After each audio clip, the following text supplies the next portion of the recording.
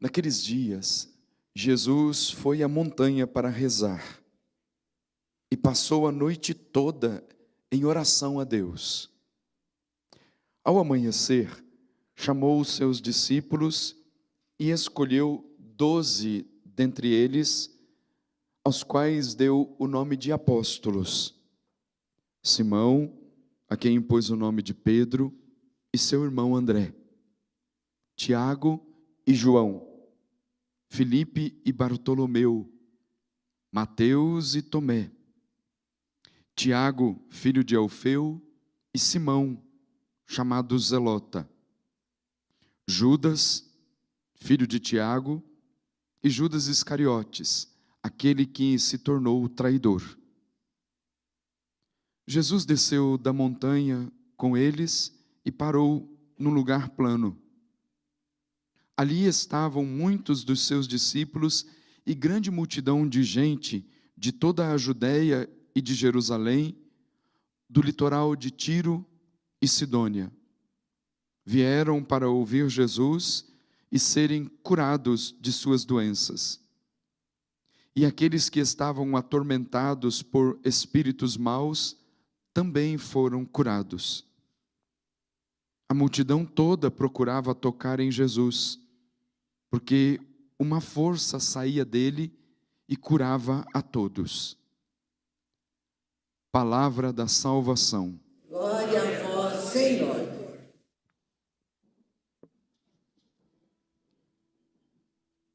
Louvado seja o nosso Senhor Jesus Cristo. Para sempre seja louvado.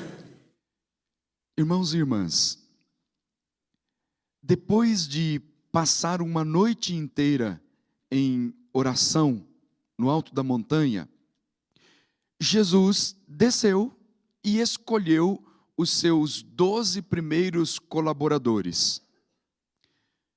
Qual é o significado da escolha desses 12 primeiros colaboradores? Aqui está já o início da fundação da igreja. Por que está o início aqui da fundação da igreja? Porque a sementinha do início da igreja, ela partiu primeiro de um desejo do coração de Deus, por isso ela é obra da Santíssima Trindade. Lá, o germe, o início, a sementinha do início da igreja, ela está lá no coração de Deus, no coração da Santíssima Trindade. Depois, nos acontecimentos todos do Antigo Testamento, nos grandes feitos de Deus, já era como que uma prefiguração daquilo que no Novo Testamento nós chamaríamos de igreja. Os grandes feitos de Deus, por exemplo, a travessia do Mar Vermelho, já era a simbologia do batismo. Já a Arca de Noé, já era o símbolo da igreja de Jesus Cristo. E depois, na plenitude dos tempos, Jesus, ao escolher os 12, começa ali, com essa pequena comunidade de 12, já o germe, o início da igreja, que mais tarde, com a profissão de fé firme de Pedro, quando todos falavam, quando Jesus pergunta a respeito de quem ele é, e todos dizem que chamam de João Batista, de Elias, de algum profeta, ou de Jeremias, e Pedro diz: tu és o Cristo, o Filho do Deus vivo. Ali, depois dessa profissão de fé, Jesus diz: te digo que tu és Pedro, e sobre esta pedra edificarei a minha igreja. Ali, na pedra fundamental da fé, na rocha da fé que ele professou. E aí esse número 12 tem um significado especial, porque a igreja é chamado de o novo povo de Deus, o novo Israel. Se o primeiro Israel foi formado a partir da representação das 12 tribos, agora cada um dos apóstolos são considerados como que são considerados a representação dessas 12 tribos, 12 colunas fundamentais, na qual a igreja de Jesus Cristo está edificada. E é por meio desta igreja que Deus estabeleceu a salvação para cada um de nós. Por quê? Porque quando Jesus morre na cruz, E na linguagem de São João, isso é maravilhoso, porque na teologia do Evangelho de São João, é ali no alto da cruz que todos esses mistérios de Deus são elevados ao seu ponto mais alto. Para São João, é na cruz que a igreja se inicia. É na cruz que se dá o Pentecostes. É na cruz que nós conhecemos o sacramento do batismo, é na cruz que nós conhecemos a Eucaristia. No mistério da cruz está a igreja de Jesus Cristo. Depois, esse mistério se realiza plenamente na vida da igreja. Por isso, as palavras que nós ouvimos de São Paulo, na carta aos Colossenses, primeira leitura dessa missa, primeiro ele diz: assim como aceitastes a Cristo Jesus como Senhor, assim continuai a guiar-vos por Ele, enraizados nele e edificados sobre Ele, apoiados na fé que vos foi ensinada. Onde é que se vive essa experiência de aceitar e conhecer Jesus? A doutrina da igreja nos diz de uma forma muito clara que a igreja enquanto mistério, ela é sacramento universal de salvação. Porque é na igreja que nós somos, por meio da igreja, que nós somos inseridos na vida em Cristo. Onde é que nós nos tornamos uma nova criatura? Onde é que nós temos a oportunidade de participar ativamente da paixão, morte e ressurreição de nosso Senhor Jesus Cristo? Onde é que nós somos regenerados para uma vida nova? E onde é que nós somos feitos filhos de Deus, morrendo para o pecado e ressuscitando para uma vida nova? No batismo que nos é dado por meio da igreja e que foi a missão dada por Jesus. Jesus deu uma ordem para os seus discípulos: ide e anunciai o evangelho a toda criatura, quem crer e for batizado será salvo. Portanto, deu uma ordem para a igreja que formasse novos discípulos por meio do batismo. É na igreja que nós temos a oportunidade de viver essa experiência revigorante que, segundo a linguagem de São Paulo aos Colossenses, se dá quando nós aceitamos a Jesus como Senhor e nos deixamos guiar por Ele, enraizados nele e edificados sobre Ele, apoiados na fé que nos foi ensinada. Essa fé nos é ensinada por meio da igreja. A igreja é o depósito onde se guarda a fé, esse patrimônio que não tem valor que pague, um patrimônio inestimável, um tesouro inestimável que é a fé. É na igreja, por meio da igreja, que nós fazemos uma experiência com Jesus, por meio da igreja, que nós fomos apoiados na fé, porque é dela que nós aprendemos a verdadeira fé. Inclusive, num tempo em que novamente voltam aos debates, quem é que vem primeiro, a Sagrada Escritura ou a igreja? E novamente nós nos deparamos com uma verdade fundamental, que está na tradição da igreja. O que vem primeiro é a igreja. O que nós aprendemos de fé por meio da Sagrada Escritura foi colocado ali no livro sagrado, no cânon dos livros, por meio da igreja. Por meio da igreja, na tradição apostólica.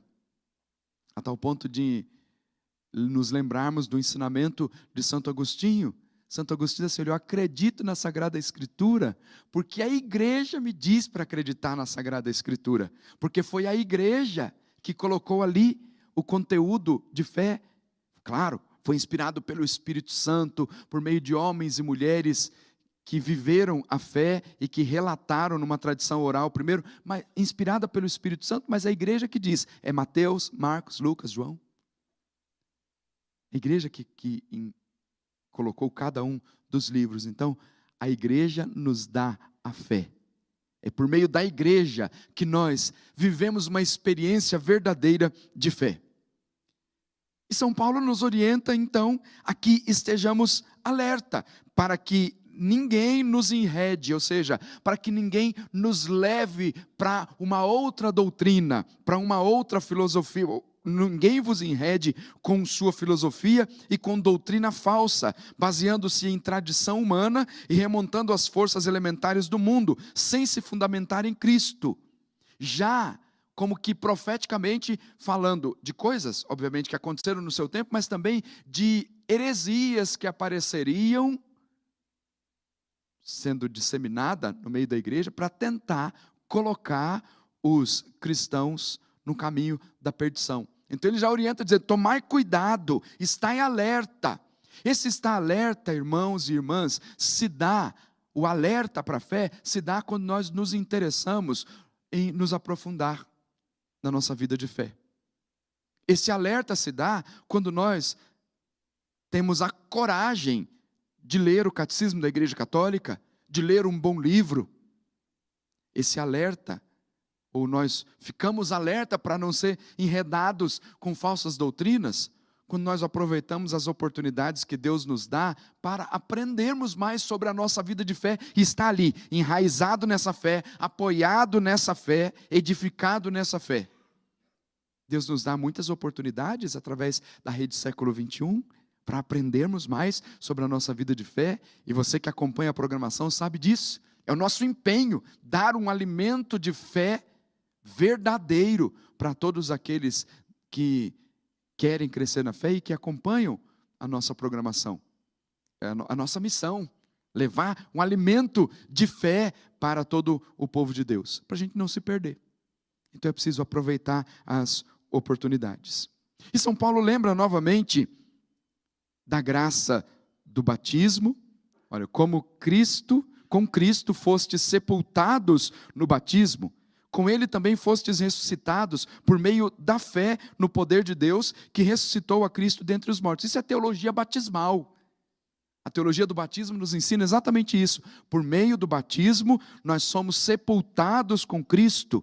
E obviamente que essa teologia batismal está enraizada aqui, nesse ensinamento de fé que São Paulo nos deixou.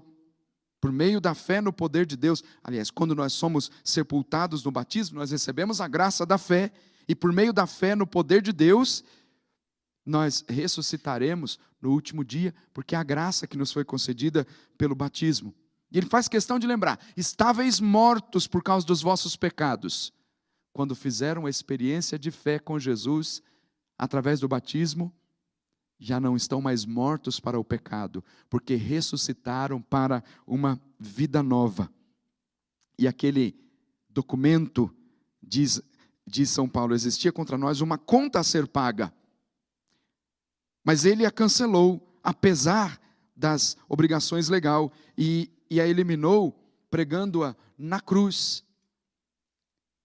Ele cancelou a condenação que estava sobre nós. De modo que São Paulo também nos ensina que já não há mais condenação para aqueles que estão em Cristo Jesus. Portanto, com Ele, nele e por Ele, nós fomos salvos. Tudo isso, irmãos e irmãs, acontece por meio da igreja, na igreja, que é sacramento universal de salvação. É por meio da igreja que nós seremos inseridos na vida em Cristo, na vida definitiva. Por meio da igreja, a salvação passa pela igreja. A igreja é sacramento universal de salvação, e é nela e por meio dela que nós fazemos uma experiência verdadeira de fé. Continuemos firmes na fé que nós professamos, continuemos firmes na vida da igreja. Por ela nós seremos salvos. Assim seja, em nome do Pai, do Filho e do Espírito Santo. Amém.